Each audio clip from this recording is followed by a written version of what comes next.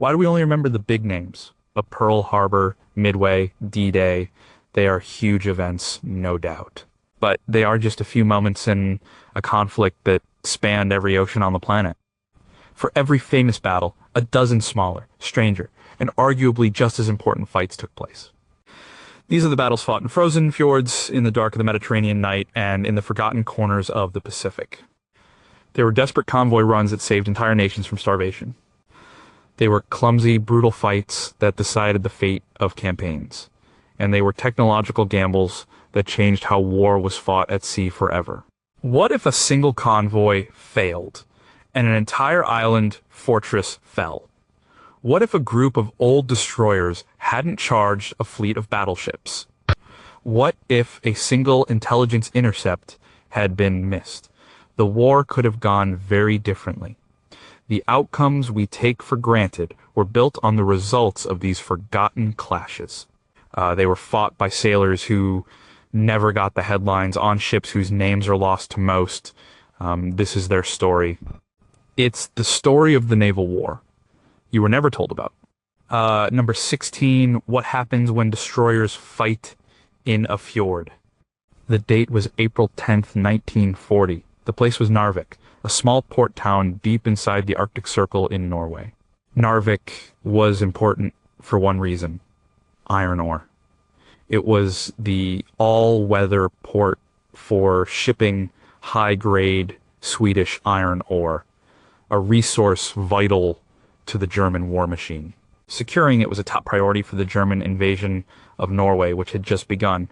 A force of 10 modern German destroyers under Commodore Friedrich Bonte had successfully landed troops and seized the town. But they were now trapped. They were low on fuel and stuck at the end of a long, narrow fjord. The Royal Navy knew they were there. Captain Bernard Warburton Lee of the British 2nd Destroyer Flotilla was given his orders. He was to take his 5H-class destroyers and deal with the German force. His intelligence was poor. He was told there were maybe 6 enemy ships, possibly without cruiser support. The reality was much worse. 10 destroyers were waiting. Despite the odds, his signal back to the Admiralty became famous: intend attacking at dawn.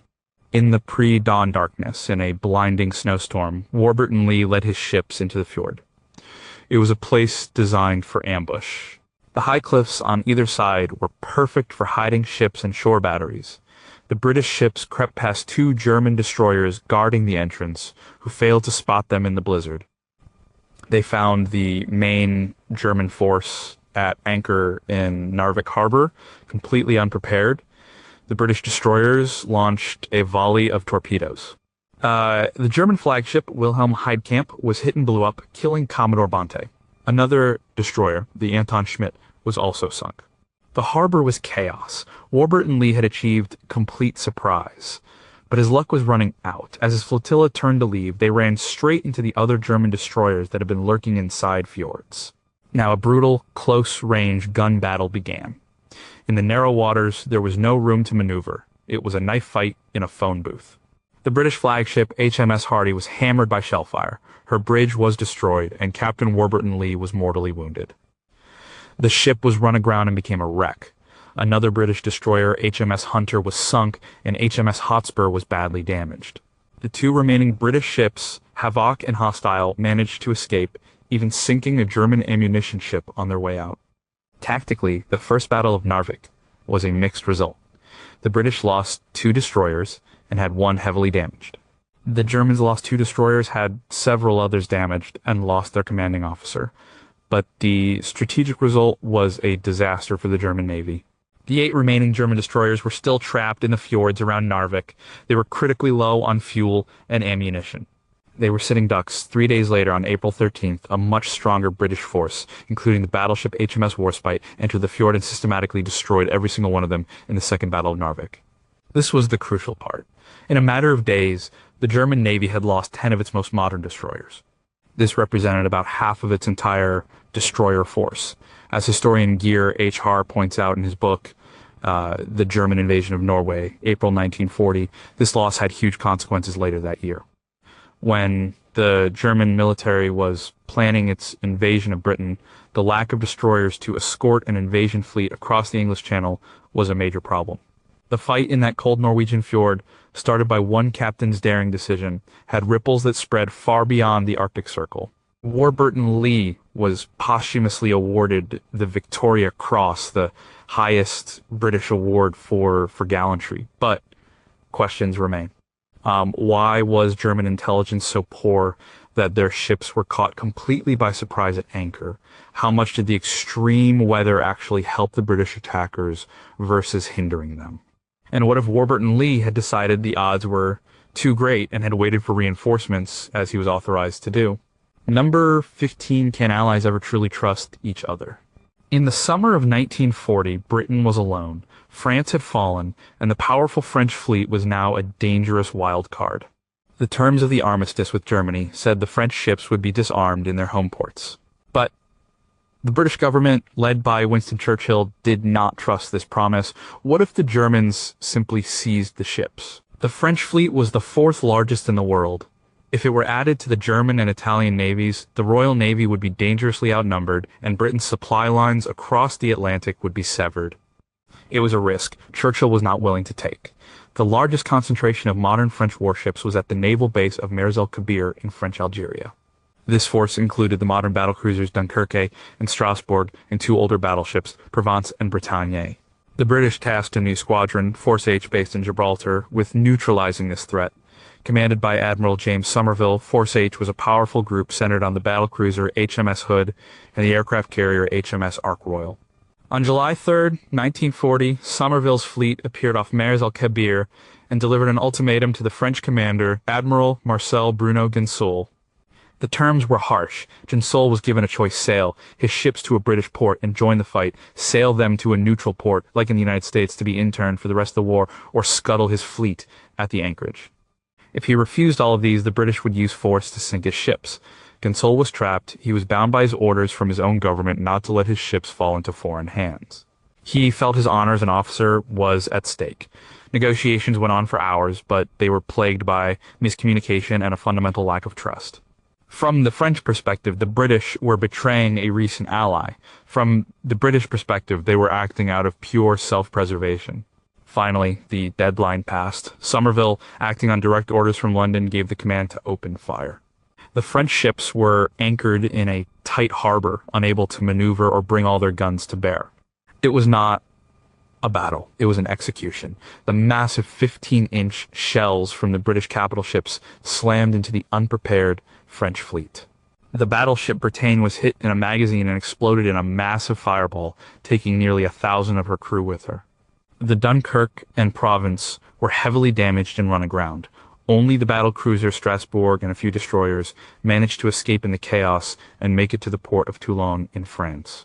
In less than 15 minutes, over 1,200 French sailors were dead.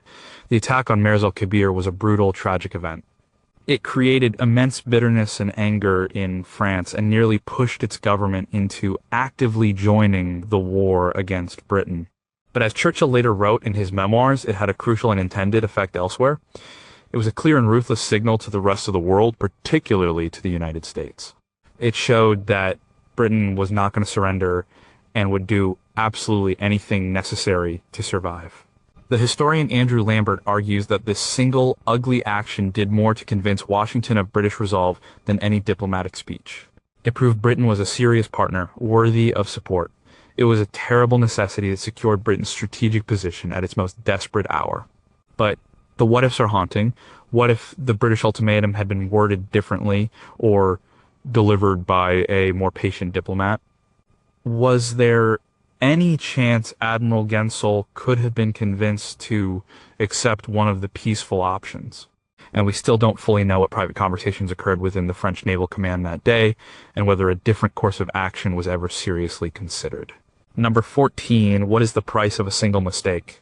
By late 1941, the war had spread to the Pacific. The British position in Southeast Asia looked strong on paper, but it was a house of cards. The cornerstone of their defense was the great naval base at Singapore. To bolster this, a new naval squadron, designated Force Z, was sent to the Far East.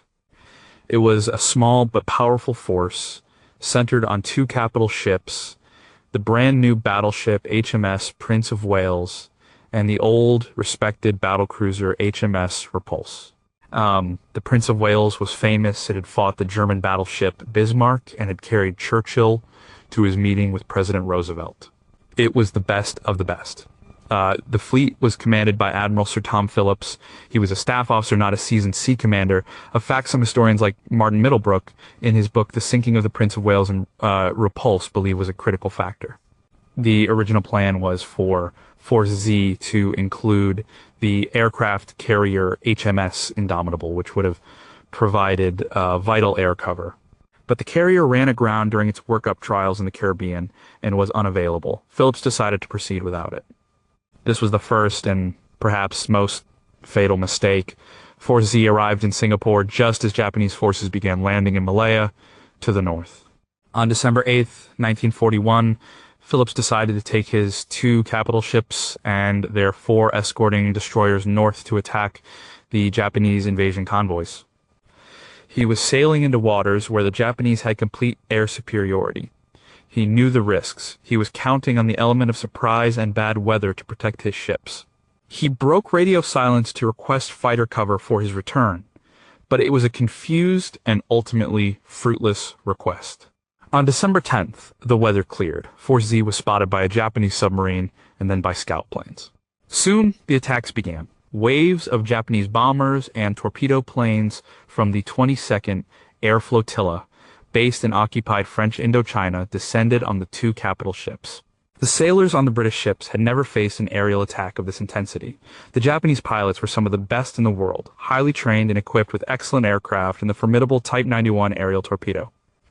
The Repulse, being an older and more maneuverable ship, managed to dodge a stunning number of torpedoes, combing their tracks in a masterclass of seamanship under its captain, Bill Tennant. But it could not last forever. It was hit by bombs and then in a coordinated pincer attack by multiple torpedoes. It listed heavily and sank quickly. The Prince of Wales, a modern ship with better anti-aircraft firepower, fought back hard. But it was hit by a single torpedo early in the engagement. This one torpedo proved to be a golden shot. It struck the ship's port outer propeller shaft. The shaft, still turning at high speed, twisted and buckled, tearing a huge hole in the hull. This allowed a massive flood of water to pour into the ship's machinery spaces, knocking out power and causing a severe list. The ship became almost unmanageable. With its speed gone and its guns unable to bear, it was a sitting duck. It was hit by several more torpedoes and bombs and eventually capsized and sank. Admiral Phillips went down with his ship in just under 2 hours. 2 of the Royal Navy's premier capital ships had been sunk by air power alone, while at sea and fully operational. The losses were shocking. 840 men died. It was the first time in history that capital ships in a naval battle were sunk solely by aircraft. The strategic impact was immense. As military analyst Sir John Keegan noted, the sinking of Force Z effectively ended British naval power in the region. The eastern flank of the British Empire had been torn open.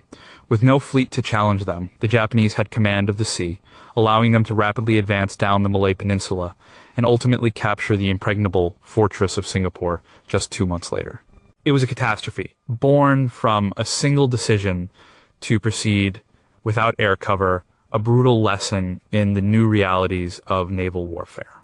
But we still wonder, if the HMS Indomitable had been present, could its handful of fighters have made a difference against 80-plus Japanese aircraft?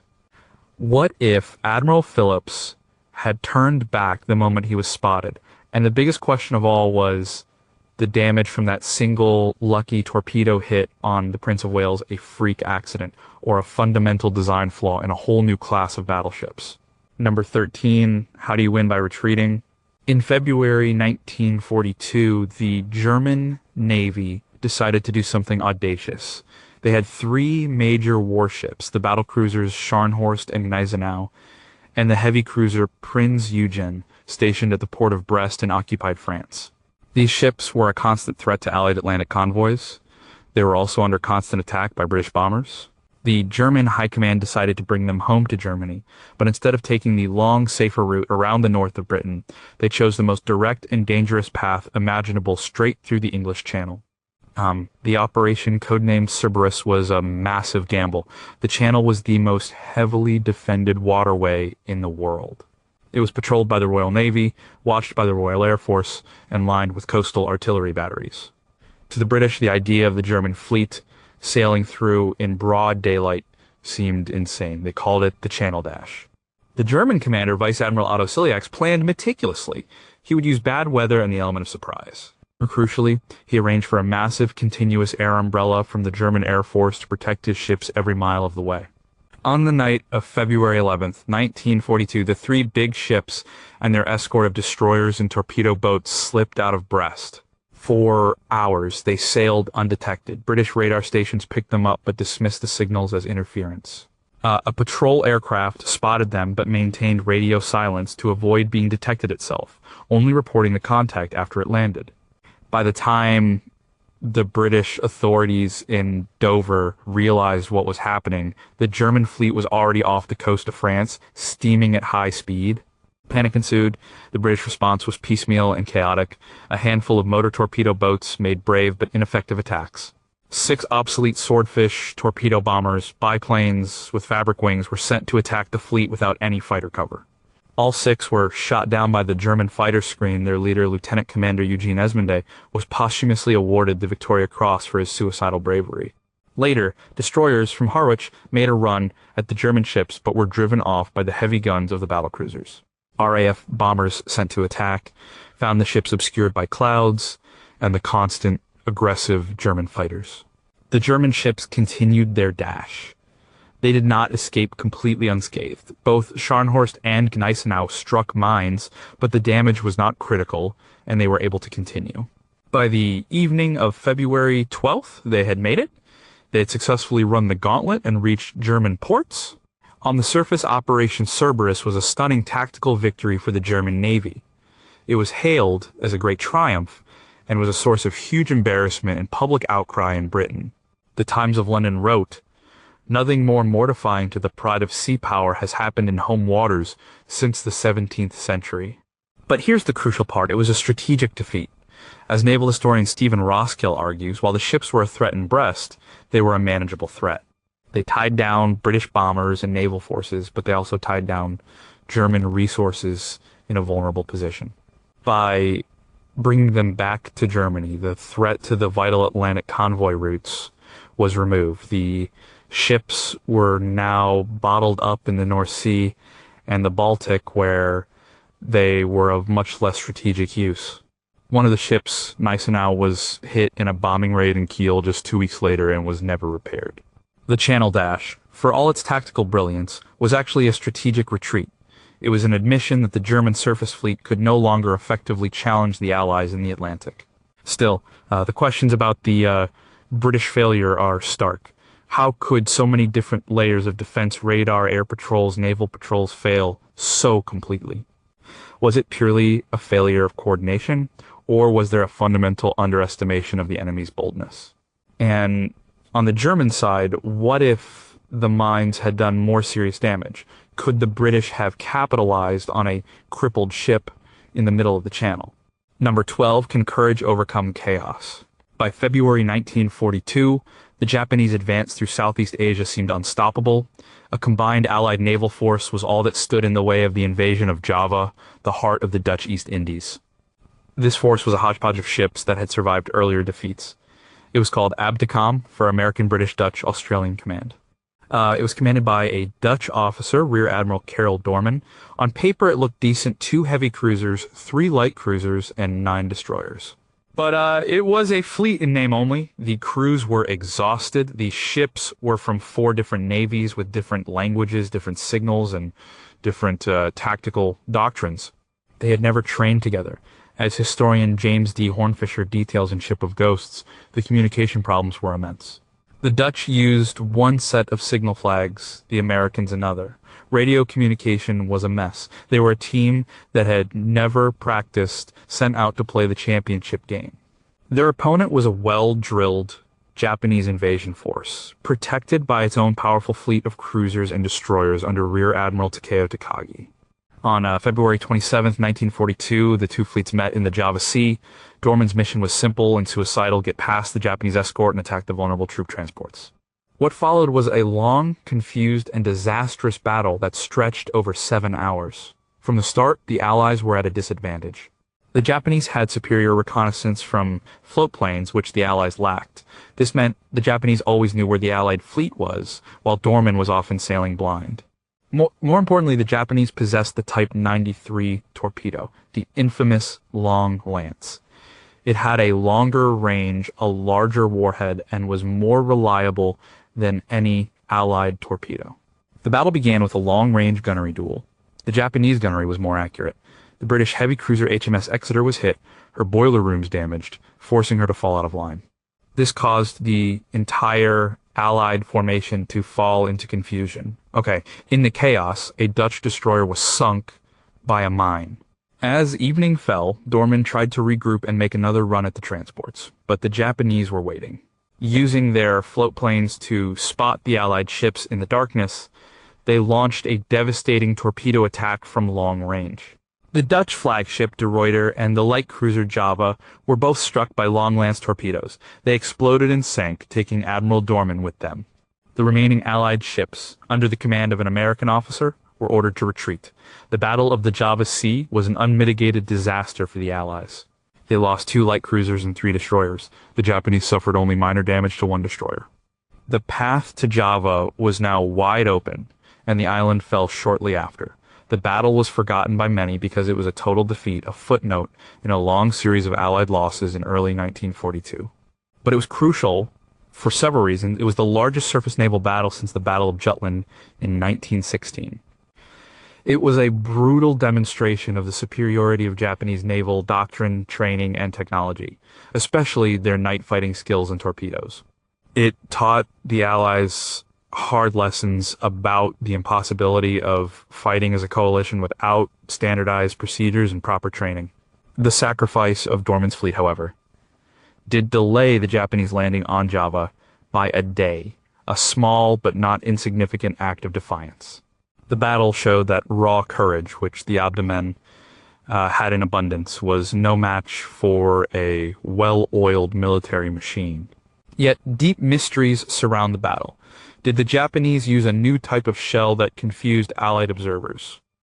Some reports mention brightly colored explosions. Why did Dorman insist on such aggressive tactics when his force was clearly outmatched and disorganized? And what were the final moments on the bridge of the De Ruyter like as the admiral realized his fleet had been annihilated? Number 11. When is a draw a victory? By March 1942, the island of Malta in the Mediterranean was on the brink of collapse. It was being bombed relentlessly, and its people and defenders were starving. Keeping Malta supplied was one of Britain's highest priorities. The island was a thorn in the side of the Axis powers, a base from which British submarines and aircraft could attack the supply convoys feeding the German and Italian armies in North Africa. In March, the British mounted another desperate attempt to get a convoy through, codenamed MW-10. The convoy consisted of 4 merchant ships, and its escort was commanded by one of the Royal Navy's most aggressive fighting admirals, Philip Vian. Vian's escort force was laughably weak for the task. It consisted of just 5 light cruisers and a handful of destroyers. They had no heavy ships, no battleships, and critically, no aircraft carrier. They were sailing straight into an area dominated by enemy air power and where the powerful Italian fleet could easily intercept them. And that is exactly what happened. On March 22nd, 1942, Vian's force was confronted by an Italian fleet under Admiral Angelo Iachino. And Iachino's force included the modern battleship Littorio and several heavy cruisers. On paper, it was no contest. The 15-inch guns of the Littorio completely outranged Vian's 6-inch and 5.25-inch cruiser guns. Vian knew he could not win a conventional gunfight. His only mission was to protect the 4 merchant ships. What followed was one of the most brilliant defensive naval actions of the war, known as the Second Battle of Sirte. Vian's strategy was one of pure aggression and bluff. He ordered his light forces to charge directly at the Italian fleet, not to sink them, but to create a diversion. His destroyers laid thick clouds of smoke, which, carried by a strong wind, created a massive screen between the convoy and the Italian guns. From behind this smokescreen, Vian's cruisers and destroyers would emerge, fire a few salvos at the Italian ships to keep them guessing, and then dash back into the smoke. They also launched torpedo attacks, forcing the larger Italian ships to turn away and disrupting their aim. The battle took place in a rising gale and heavy seas, which made gunnery difficult for both sides. For hours, Vion's tiny force held off the might of the Italian battleship. The historian Vincent O'Hara, in his analysis of the battle, notes that Vion's tactics were textbook examples of how a weaker force can use speed, weather, and aggression to foil a stronger one.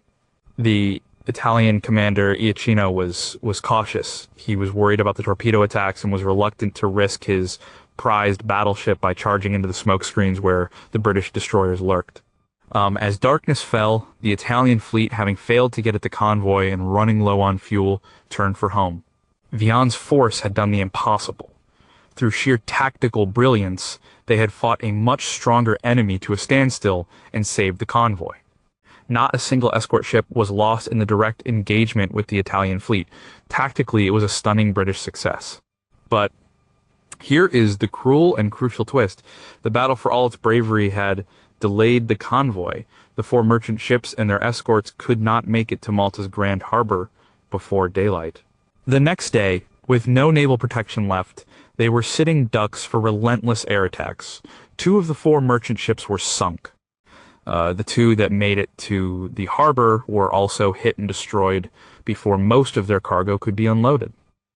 In the end, only about 5,000 tons of the original 26,000 tons of supplies reached the people of Malta. So while the naval battle was a victory, the overall convoy operation was a failure. This failure pushed Malta even closer to surrender. It was a stark lesson that winning the battle doesn't always mean you win the war. The heroism of Vion and his men was real, but so was the strategic reality of air power in the Mediterranean. The questions that linger are intensely debated. Was Admiral Iachino overly cautious? Could the Italian fleet have pressed its attack and annihilated Vion's force and the convoy? And on the British side, was there any alternative route or timing that could have avoided the disastrous air attacks the following day? Did the celebrated naval victory ultimately achieve anything at all? Number 10. How much is an island worth? The story of the Second Battle of Sirte leads directly to this one. By the summer of 1942, Malta was at the absolute end of its rope. Their fuel, food, and ammunition were nearly gone. The island's surrender was not a matter of if, but when. The British leadership knew that if Malta fell, they would likely lose the war in North Africa. The Axis supply lines from Italy would be completely secure. One last, massive effort had to be made to supply the island, an operation so vital it was given a name that reflected its importance, Operation Pedestal. This was not just another convoy. It was arguably the most heavily defended convoy in history. The plan was to send 14 fast merchant ships, including the crucial American tanker SS Ohio, which was filled with aviation fuel and kerosene. To protect them, the Royal Navy assembled an incredible armada, 2 battleships, 4 aircraft carriers, 7 cruisers, and over 30 destroyers. The fleet was under the overall command of Vice Admiral Naval. The stakes could not have been higher. Everyone on both sides knew this convoy was for all the marbles. The convoy set sail from Britain and entered the Mediterranean on August 10th, 1942. The attacks began almost immediately. First came the submarines. The aircraft carrier HMS Eagle was torpedoed and sunk on August 11th, a huge blow right at the start. Then came the air attacks. For 3 straight days, the convoy and its escort were under constant assault from hundreds of German and Italian bombers, torpedo planes, and fighters. The sky was filled with explosions, tracer fire, and falling aircraft. The gunners on the ships fired until their barrels were white hot. The battle was a chaotic running fight that stretched for hundreds of miles. The escort ships weaved around the merchantmen, putting up a barrage of anti-aircraft fire.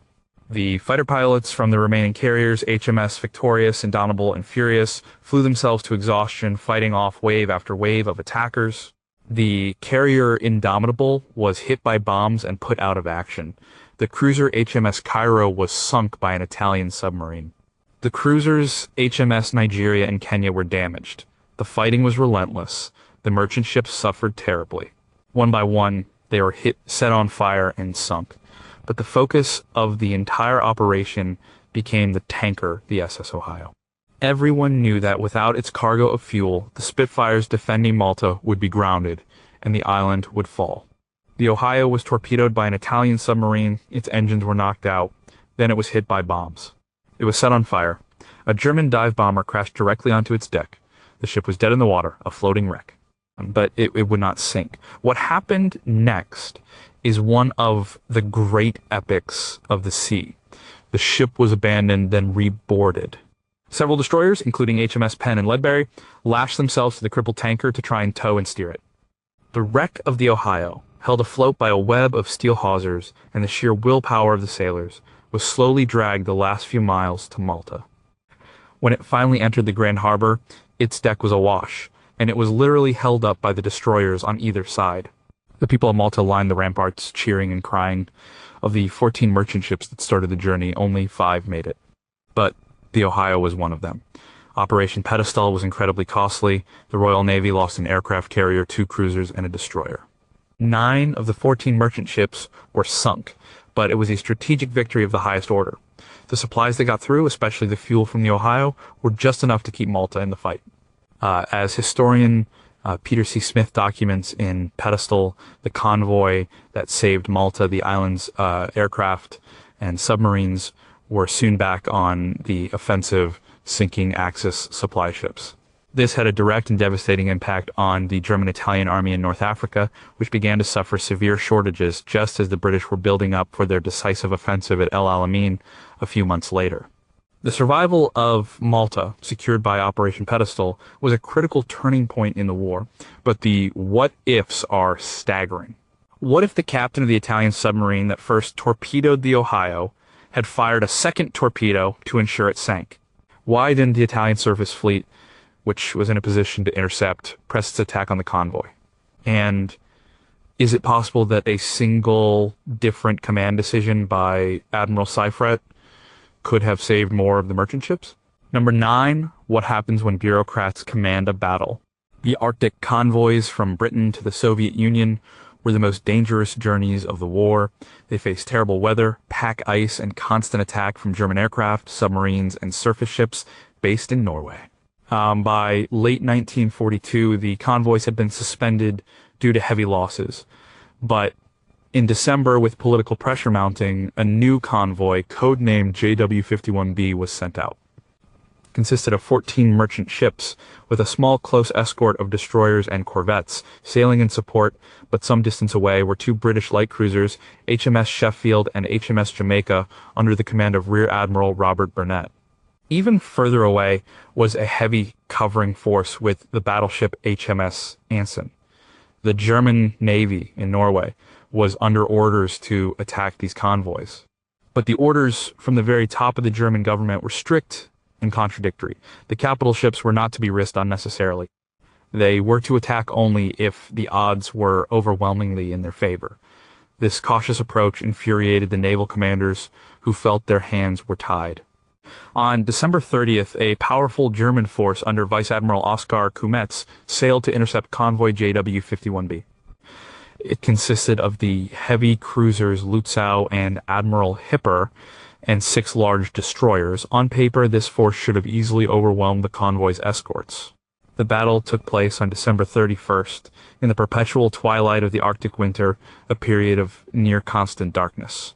The German plan was for the Hipper to draw away the British escorts, while the Lutzow attacked the unprotected convoy. But the plan immediately went wrong. The British close escort, commanded by Captain Robert Sherbrooke on the destroyer HMS Onslow, was not easily drawn away. Sherbrooke, realizing he was facing a much superior force, made the courageous decision to attack. His destroyers charged the Admiral Hipper, laying smoke and firing torpedoes, forcing the heavy cruiser to keep its distance. The resulting Battle of the Barents Sea was a confused, chaotic affair fought in poor visibility and snow squalls. Sherbrooke's destroyers fought a brilliant defensive action. The Onslow was heavily damaged, and Sherbrooke was severely wounded, but they held the Hipper at bay. Then Admiral Burnett's 2 cruisers, Sheffield and Jamaica, which had been guided to the scene by radar reports, arrived.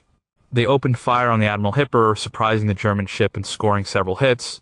Admiral Kumetz on the Hipper was now facing 2 cruisers and was still under attack from destroyers. He decided to break off the engagement and retreat. Crucially, the other German heavy cruiser, the Lutzow, which was in a perfect position to destroy the convoy, did almost nothing. Its captain was overly cautious, constrained by the no-risk orders. It fired a few salvos from long range, which did no damage, and then, upon hearing that the Hipper was engaged with British cruisers, also decided to withdraw. The German force, which held all the advantages, had been driven off by a handful of destroyers and 2 light cruisers. The convoy was saved. Not a single merchant ship was lost. Captain Sherbrooke was later awarded the Victoria Cross. The battle itself was a small affair, but its consequences were enormous. When news of the failure reached the German leader in Berlin, he flew into a rage. He saw it as the final proof that the German surface navy was useless. He ordered that all the major surface ships were to be paid off and scrapped, and their guns used for coastal defenses. The head of the German Navy, Grand Admiral Erich Raeder, resigned in protest. While this order was never fully carried out, the incident, as detailed by historian Michael Gannon in Operation Drumbeat, marked the effective end of the German surface fleet as a major offensive weapon. The focus would shift almost entirely to the submarine war. A small, desperate fight in the Arctic darkness had led to a major strategic shift at the highest levels of the German command. But we are still left to wonder, what if the captain of the Lutzow had been more aggressive and followed his original orders to attack the convoy? Why did Admiral Kumetz, a seasoned officer, break off the fight so quickly when he still had a significant advantage? And what would have happened to the Arctic convoy route if JW-51B had been destroyed? Number 8. When is it smarter to run away? The Aleutian Islands campaign is one of the most forgotten fronts of the entire war. It was a brutal fight against both the Japanese and the weather in a remote, fog-bound archipelago stretching from Alaska into the Pacific. In March 1943, the United States Navy was trying to enforce a blockade on the Japanese-held islands of Attu and Kiska. A small American task force, under the command of Rear Admiral Charles Sock McMorris, was patrolling the area. His force consisted of 1 old heavy cruiser, the USS Salt Lake City, 1 light cruiser, and 4 destroyers. On the morning of March 26th, McMorris's force made radar contact with a Japanese fleet. He thought it was a convoy of transports he was there to intercept. He was wrong. It was the convoy's powerful escort commanded by Vice Admiral Boshiro Hosagaya. The Japanese force was much stronger: 2 heavy cruisers, 2 light cruisers, and 4 destroyers. McMorris was outgunned and outnumbered. The proper textbook response would have been to retreat immediately. McMorris chose to fight. What followed was the Battle of the Komandorsky Islands, one of the strangest naval battles of the war. It was one of the last purely gunnery duels between surface ships, with no aircraft or submarines involved. For nearly 4 hours, the 2 fleets steamed on parallel courses, blasting away at each other from extreme range, often over 12 miles. The Japanese gunnery was initially better, and they began to score hits on the Salt Lake City. McMorris ordered his ships to make smoke and conduct a fighting withdrawal. The battle became a long, slow chase. The Japanese, with their superior speed and firepower, should have been able to close the distance and annihilate the American squadron. But Admiral Hosagaya was cautious. He was worried about a potential American air attack from bases he thought might be nearby, even though none were. He was also concerned about his ship's fuel and ammunition levels. The American cruiser Salt Lake City was taking a beating. One hit caused a major steam pipe to burst, and the ship went dead in the water. For a few critical minutes, it seemed the end had come. The American destroyers, in a move of incredible bravery reminiscent of the Battle off Samar later in the war, charged directly at the Japanese heavy cruisers to launch a torpedo attack and buy time for the crippled cruiser to restart its engines. The charge worked. Admiral Hosagaya, seeing torpedoes in the water and fearing the suicidal destroyer attack, ordered his fleet to turn away. Just as he did, the engineers on the Salt Lake City managed to get the ship moving again. McMorris continued his retreat. Hosagaya, believing he had sunk 1 American cruiser and damaged another, and worried about his fuel, made a fateful decision. He broke off the pursuit and turned for home. The entire American force escaped. The battle was, on the surface, a Japanese tactical victory. They had inflicted more damage than they received, but it was a massive Japanese strategic defeat. The convoy that Hosogai was escorting was ordered to return to Japan. It never reached the garrisons on Atu and Kiska. From that point on, the Japanese would only attempt to resupply their Aleutian garrisons by submarine. The American blockade was now complete. The garrisons were cut off, and their eventual defeat was assured.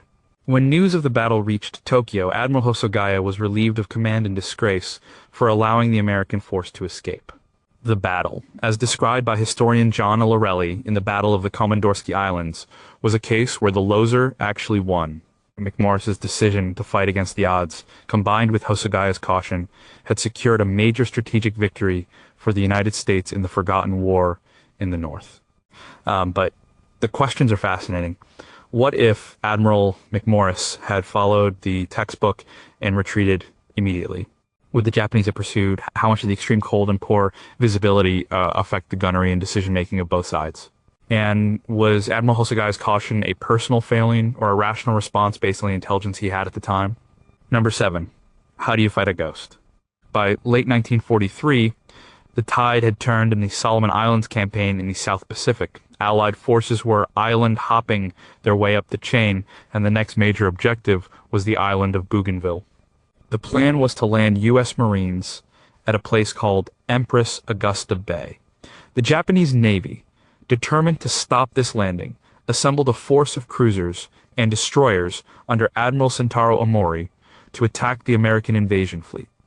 An American force, Task Force 39, commanded by Rear Admiral Aaron Tipp Merrill, was sent to intercept them. Merrill's force consisted of 4 light cruisers and 8 destroyers. On paper, it was reasonably well matched with the Japanese force. But Merrill had a secret weapon superior intelligence and technology. Thanks to code breaking and air reconnaissance, he knew the Japanese were coming. More importantly, his ships were equipped with new and improved search and fire control radar. In the pitch-black, moonless night of November 1-2, 1943, this would be a decisive advantage. The Japanese still relied heavily on lookouts with powerful binoculars and their superior night fighting tactics. This time, they were fighting an enemy they couldn't see. Merrill was a brilliant tactician. He had drilled his force relentlessly in night fighting maneuvers. His plan for the Battle of Empress Augusta Bay was simple. He would use his radar to find the enemy long before they could see him. He would let his destroyers launch a surprise torpedo attack, and then his cruisers, standing off at a distance, would use their radar-directed gunfire to destroy the disorganized enemy. He famously told his captains, "We must be the coldly calculating, clever boxer and not the hot-headed slugger." As the Japanese fleet entered the bay, Merrill's plan went into action. The American destroyers launched their torpedoes.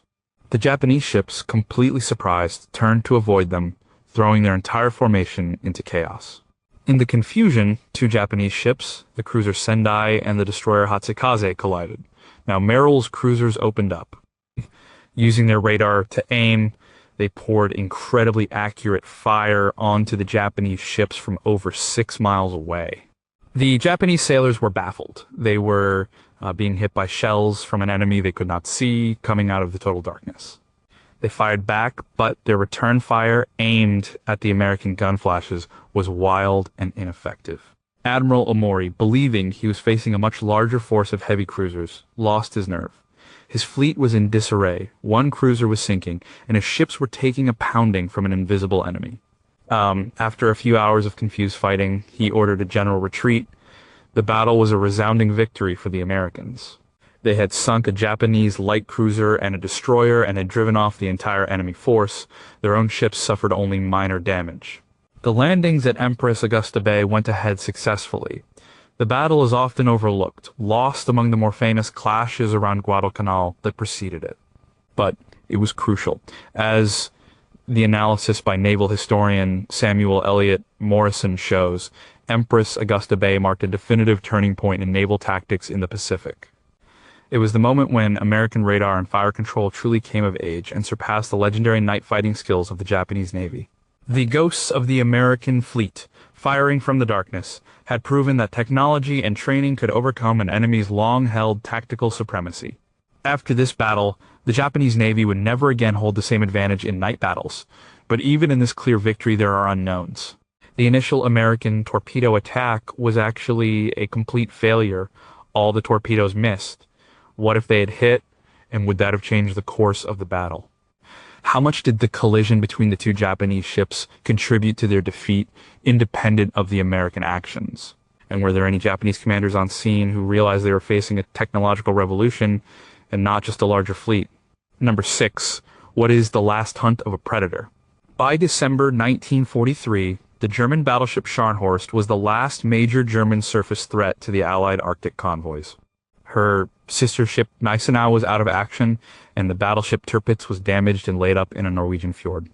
The Scharnhorst was a formidable ship, fast, heavily armed with 9 11-inch guns, and commanded by a respected officer, Rear Admiral Erik Bay. The German Naval Command in Norway saw an opportunity to use this ship to attack the next two convoys, JW-55B and RA-55A, which were passing through the Barents Sea during the Christmas period.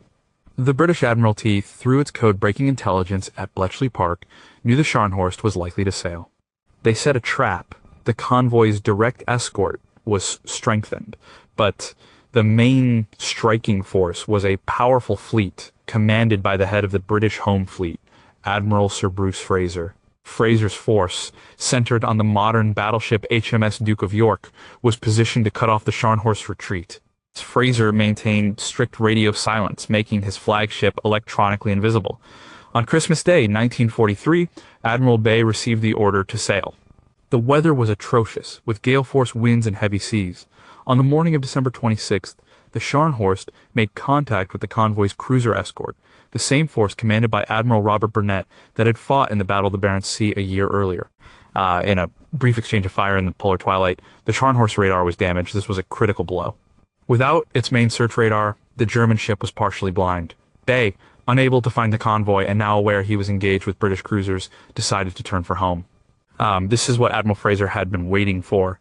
The Duke of York had superior radar and had been tracking the Scharnhorst for hours. Fraser maneuvered his force to intercept the retreating German ship. In the late afternoon, in total darkness, the trap was sprung. The British cruiser HMS Belfast illuminated the Scharnhorst with star shells. Then the 14-inch guns of the Duke of York opened fire. The first salvo was a near-perfect example of radar-directed gunnery. One shell hit the Scharnhorst, knocking out one of her main gun turrets. Admiral Bay was completely surprised. He was in a fight for his life against a battleship he did not know was there. He turned and used his ship's superior speed to try and escape. For the next few hours, a desperate running battle was fought across the storm-tossed Arctic Ocean. The Scharnhorst fought back courageously. Its gunnery was accurate, and it straddled the Duke of York several times. But the British battleship's radar-controlled fire was relentless. Shell after shell slammed into the German ship, disabling its guns and slowing it down. Finally, a 14-inch shell penetrated the Scharnhorst's armor and hit a boiler room. This cut its speed dramatically. Its race was over. Fraser ordered his cruisers and destroyers to close in and finish the job with torpedoes. The ship was hit by multiple torpedoes and began to sink. The Battle of the North Cape was over. Of the Scharnhorst's crew of nearly 2,000 men, only 36 were rescued from the freezing water. Admiral Bay went down with his ship. The sinking of the Scharnhorst was a huge victory. It ended the threat of German surface raiders to the Arctic convoys for good. As Fraser noted in his report, it allowed Britain to release heavy ships from home waters for service in other theaters, particularly for the upcoming invasion of France. The battle was a textbook example of how intelligence, technology, especially radar, and superior firepower could be combined to hunt down and destroy a powerful enemy. You know, it was the last time battleships from opposing sides would fight a gunnery duel in the Atlantic. Yet, some questions persist. How critical was the loss of the Scharnhorst radar in the initial engagement? Would the battle have played out differently if Bay had been able to see the British forces more clearly? Why did the German Air Force fail to provide any reconnaissance for such an important operation? And what were the final orders given by Admiral Bay from the bridge of his dying ship? Number 5, can you kill a giant with 1,000 cuts? Even with the Scharnhorst gone, the other great German battleship, the Tirpitz, remained a threat. It was moored in the remote fjord in northern Norway. It never fired its guns in anger at another ship, but its mere existence, the concept of a fleet in being, tied down immense Allied naval resources. The British were obsessed with destroying it. They had tried midget submarines, which had successfully damaged it in 1943, but by the spring of 1944 it was repaired and nearly ready for sea again. A new plan was needed. The plan was Operation Tungsten, a massive carrier-borne airstrike. The Royal Navy assembled a huge force, including 2 fleet carriers and 4 smaller escort carriers, to launch the attack. The idea was to overwhelm the Tirpitz' defenses with sheer numbers. The attack would be carried out in 2 waves by 42 Barracuda dive bombers, escorted by 80 fighters. The Barracudas were not glamorous aircraft. They were slow, clumsy, and vulnerable, but they could carry a new weapon, a 1,600-pound armor-piercing bomb. The hope was that by hitting the battleship with enough of these bombs, they could inflict death by 1,000 cuts, disabling its superstructure and fire control systems even if they couldn't sink it outright. The attack was launched on April 3rd, 1944. It achieved almost complete surprise. The first wave of aircraft swept in over the mountains surrounding the fjord and caught the Tirpitz while it was preparing to get underway for sea trials. The ship's defensive smokescreen was not yet fully operational. The fighters strafed the ship's decks, suppressing the anti-aircraft gun crews, while the Barracudas went into their dives. Their bombs rained down on the battleship. An hour later, the second wave arrived and did the same. The pilots pressed their attacks with great courage through a wall of flak from the ship and shore batteries. But in total, the Tirpitz was hit by at least 14 bombs. None of them penetrated the main deck armor to hit the vital machinery spaces or magazines below. The ship was not going to sink, but the damage to its upper works was immense. The superstructure was wrecked. 2 gun turrets were jammed. The communication systems were destroyed. The ship suffered over 300 casualties. The attack cost the British 4 aircraft and 9 airmen. Operation Tungsten was a tactical success. The Tirpitz was severely damaged and put out of action for several more months. As historian Patrick Bishop writes in Target Tirpitz, the operation was a masterpiece of planning and execution by the Fleet Air Arm. It proved that a well-coordinated carrier strike could neutralize even the most heavily defended warship in its own lair. It kept the Tirpitz from interfering with the Arctic convoys, and more importantly, ensured it could not sortie during the critical period of the Normandy landings in June 1944. However, the giant was wounded, not killed. The crucial part of the story of Operation Tungsten is that it was not the end. The battleship was eventually repaired. The British had to launch a whole series of further, less successful carrier raids throughout the summer of 1944. The ship was ultimately sunk later that year by RAF heavy bombers armed with massive tallboy bombs. So while Tungsten was a forgotten but important battle that bought the Allies valuable time, it was also a demonstration of the incredible resilience of a modern battleship. It took multiple determined efforts using different technologies to finally kill the beast.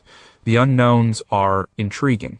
Why were the German defenses at Kafjord caught so completely by surprise? If the new armor-piercing bombs had been slightly more powerful, could the Barracudas have actually sunk the ship? And what was the long-term psychological effect on the Tirpitz's crew, knowing they were trapped in a fjord waiting for the next inevitable attack from the sky? Number 4, how can a defeat be a victory? The Battle of Lake Gulf in October 1944 was the largest naval battle in history.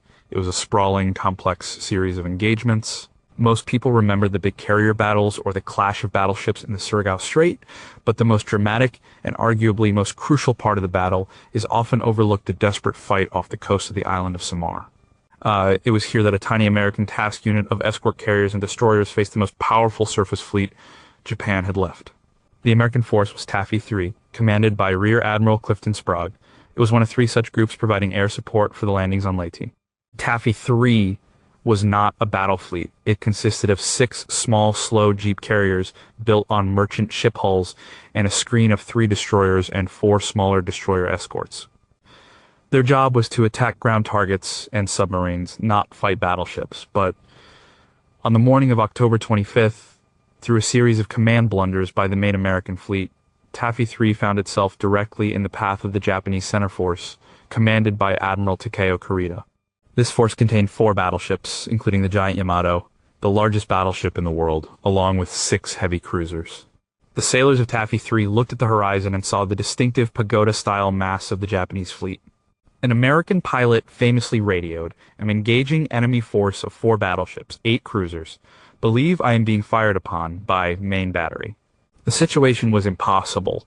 It was a fight between wolves and sheep. Sprague knew he could not win. His only hope was to save as many of his ships and men as he could. He ordered his slow carriers to turn and run for the cover of a nearby rain squall, while his tiny escorts turned to face the enemy. What happened next is one of the most heroic and lopsided fights in naval history, often called "The Last Stand of the Tin Can Sailors," a title made famous by James D. Hornfisher's book of the same name. The 3 American destroyers, USS Johnston, Howell, and Heermann, and the destroyer Escort, USS Samuel B. Roberts, charged directly at the Japanese battleships and cruisers. With their 5-inch guns, which were like pea shooters against battleship armor, they blazed away at the enemy, trying to draw fire away from the fleeing carriers. They launched torpedoes, forcing the massive Japanese ships to turn and maneuver. The Johnston, under its legendary commander, Ernest Evans, was the first to attack and was torn apart by shell fire.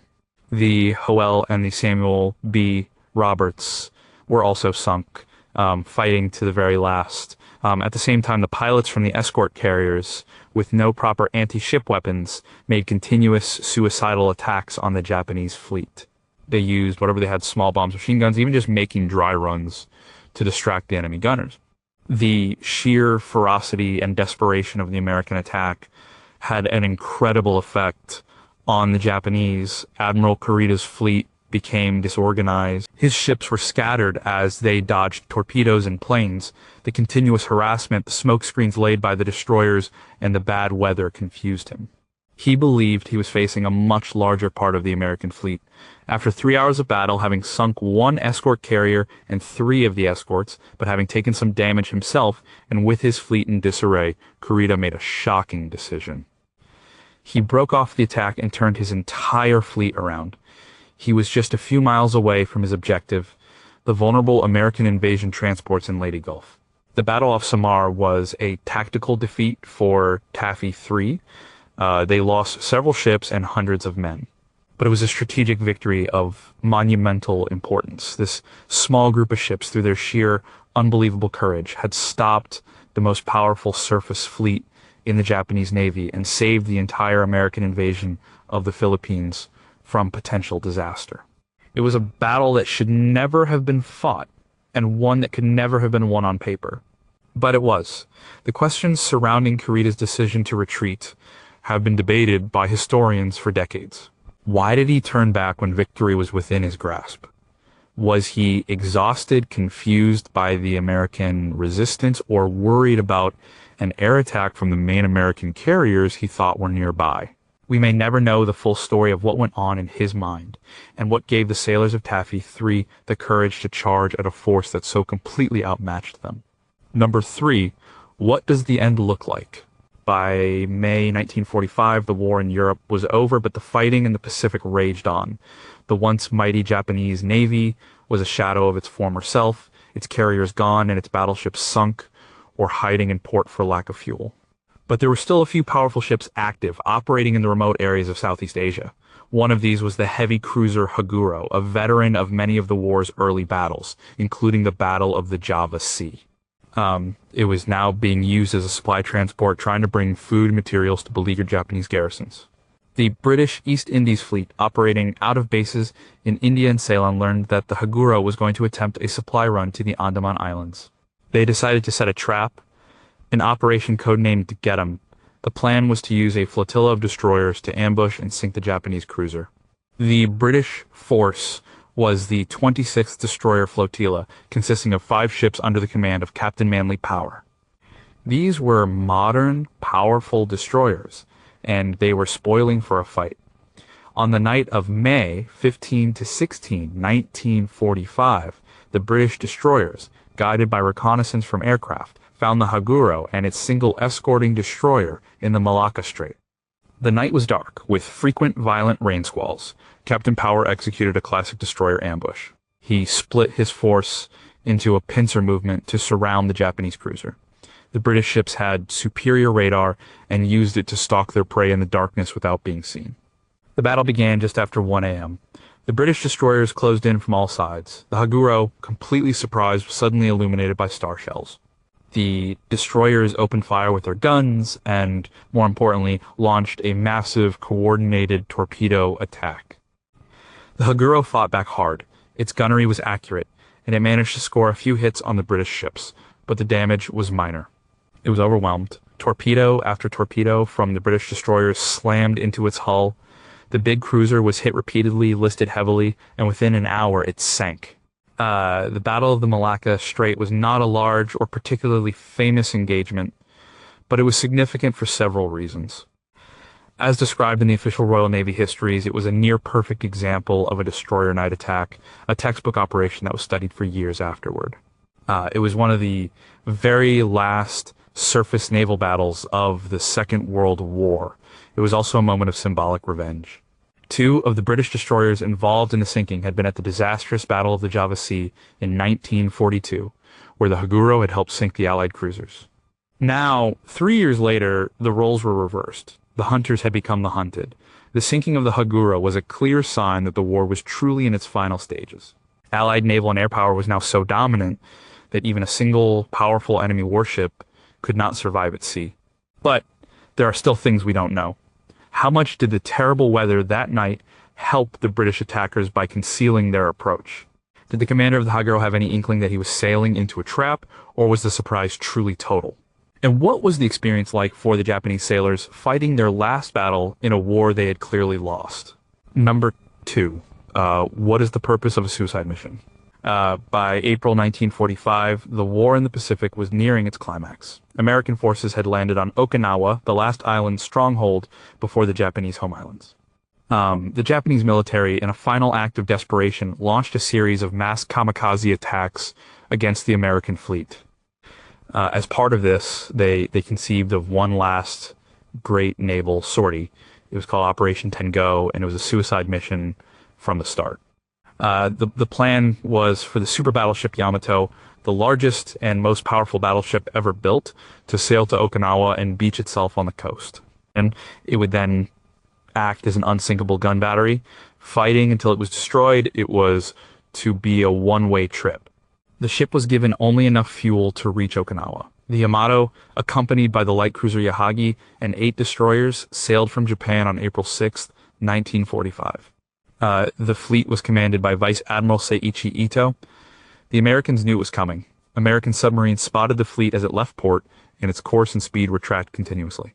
The commanders of the U.S. Fifth Fleet, under Admiral Raymond Spruance, decided to let it come. They would not engage it with their own battleships.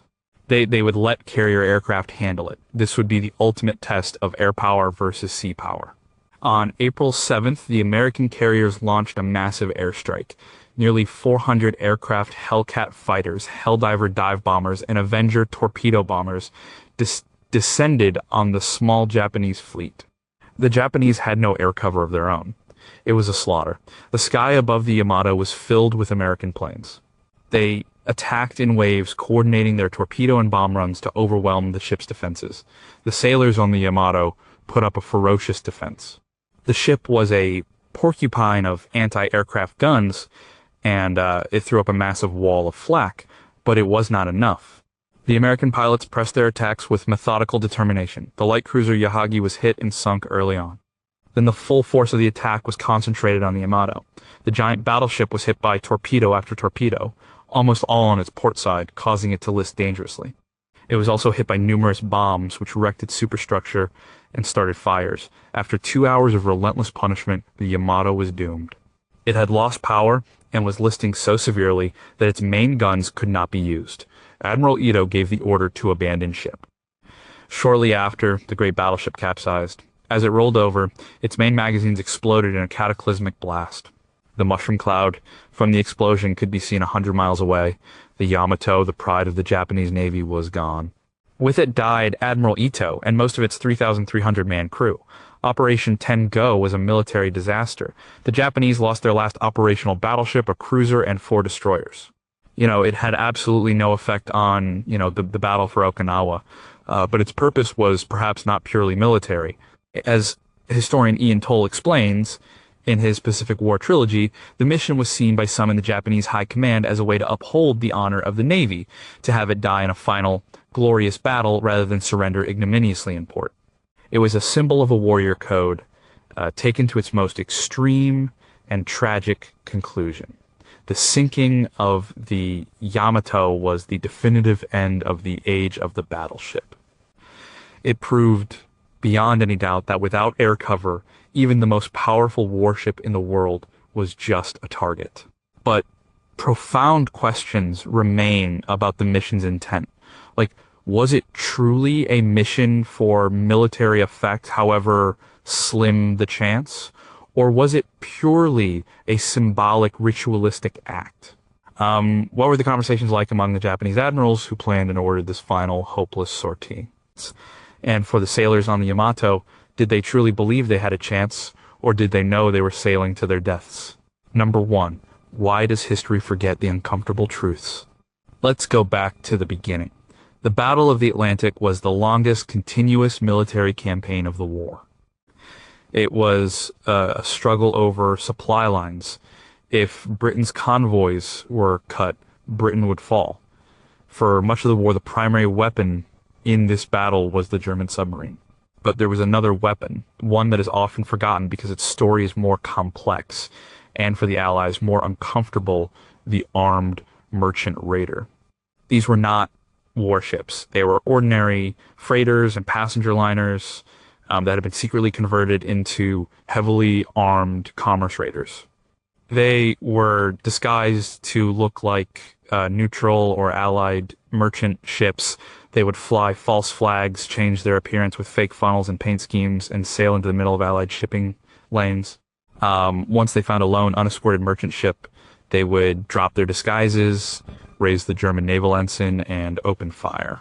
Their mission was not just to sink ships, but to disrupt, to create chaos and fear across the vast emptiness of the ocean. One of the most successful of these raiders was the Atlantis.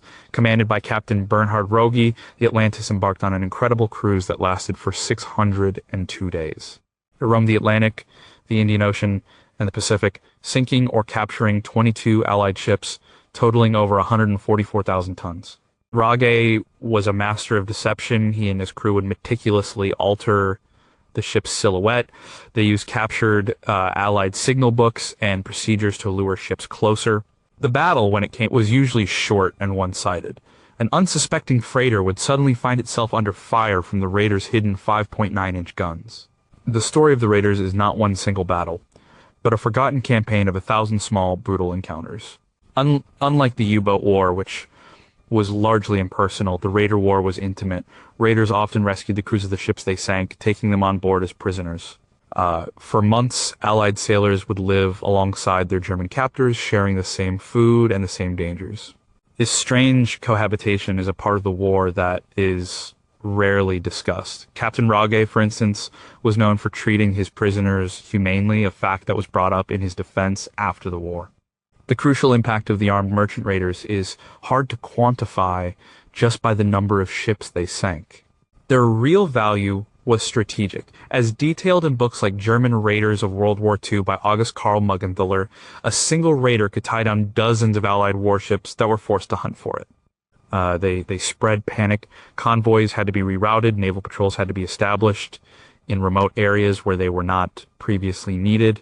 They were a weapon of psychological warfare as much as a physical one. They forced the Royal Navy to disperse its already overstretched forces across the entire globe. The end for the Atlantis came on November 22nd, 1941.